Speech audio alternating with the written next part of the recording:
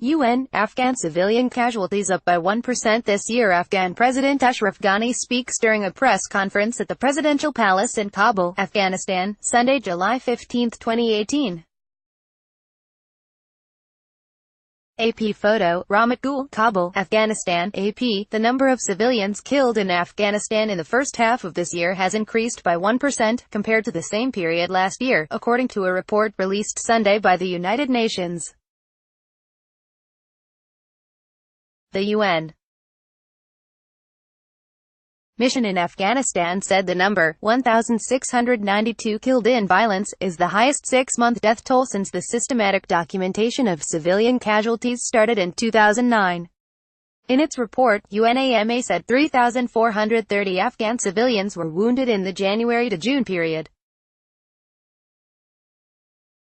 The killed and wounded add up to a total of 5,122 civilian casualties, which is a 3% overall decrease from the first 6 months of 2017. The UN mission renewed its call on parties to the conflict to increase efforts to protect the civilian population and work toward reaching a peaceful settlement.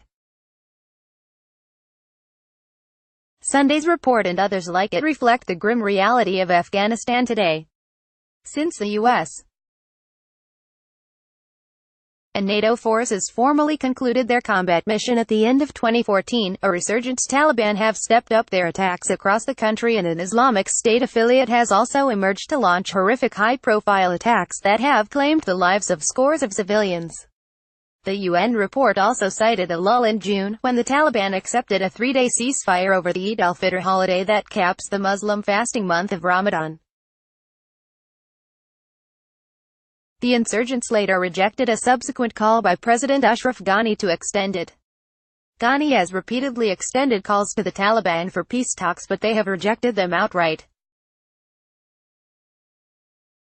Speaking at a press conference Sunday in Kabul, Ghani said the NATO summit last week in Brussels fully backed his government's efforts and peace initiatives.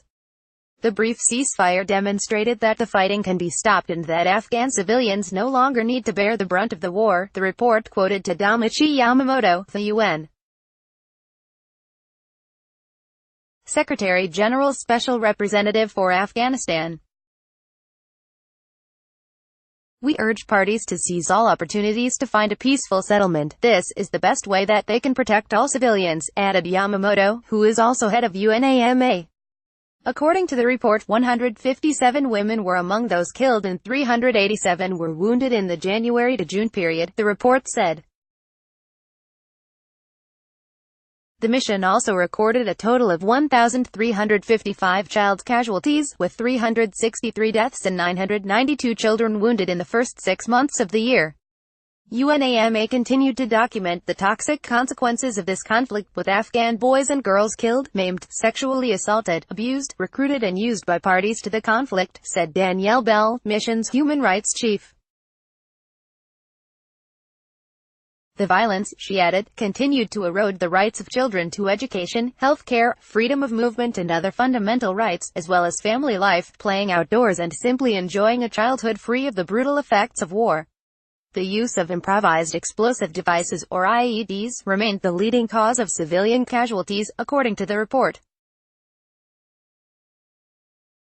The combined use of suicide and non-suicide bombings caused nearly half of all civilian casualties. The report attributed just over a half, or 52%, of civilian casualties from suicide and complex attacks in the first half of the year to the Islamic State group, mainly in the capital of Kabul and the eastern Nangarhar province, where IS has gained a foothold. On Thursday, at least 10 civilians were killed in Nangarhar's Kogiani district after the army launched an operation against insurgents there, said Ajmal Omar, a member of the provincial council. The dead were mostly shopkeepers caught in the crossfire. The Taliban were responsible for 40%, while the remainder were attributed to unidentified anti-government elements, the report said. Copyright 2018 The Associated Press. All rights reserved. This material may not be published, broadcast, written or redistributed.